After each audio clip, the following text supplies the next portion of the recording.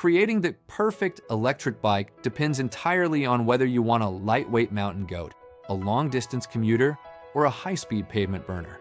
Since we are aiming for perfect, we'll focus on the high-end custom approach where performance meets efficiency. The motor choice dictates how the bike feels and handles. The mid-drive, these motors sit at the pedals. They use your bike's existing gears, meaning you can downshift for massive torque on hills or upshift for high speed. This keeps the weight centered and low, making the bike handle like a premium mountain bike. The hub motor, tucked into the rear wheel, these are simpler and don't put wear on your chain. They are great for flat city streets, but struggle on steep inclines because they can't utilize the bike's gears. Perfect means never having range anxiety. In 2026, the industry standard for high performance is shifting toward 52-volt or even 72-volt systems. A 72-volt system will feel significantly punchier and hit higher top speeds than a standard 36-volt or 48-volt system.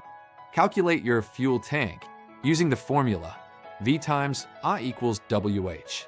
For a perfect long-range build, aim for 1,000 watt-hours or more. This usually means a 20 amp-hour battery on a 52-volt system. Safety. Only use cells from reputable brands and ensure the pack is UL 2849 certified to prevent fire risks. Don't put a high-powered motor on a cheap Walmart frame.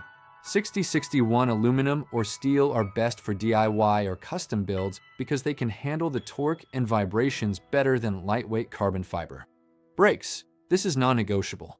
If you are going over 20 miles per hour, you need 4-piston hydraulic disc brakes. Mechanical rim brakes will glaze over and fail under the weight and speed of an e-bike. Torque sensor. This measures how hard you are pushing the pedals and multiplies your effort. It feels like you have superhuman legs. Cadence sensor. A cheaper alternative that just checks if the pedals are spinning. It feels like a ghost is pushing you. Less natural, but easier for casual cruising. Here's a component comparison table. For motor, a Budget Pro uses a 750-watt rear hub, while an Ultimate build features a 1,000-watt plus mid-drive. For battery, a Budget Pro has 48-volt 14 amp-hour, and Ultimate build has 52-volt or 72-volt 20 amp-hour plus. For brakes, a Budget Pro uses 2-piston hydraulic, and Ultimate build uses 4-piston hydraulic. For drivetrain, a Budget Pro has 8-speed Shimano, and Ultimate build has an internal gear hub. Pro tip, the chain killer.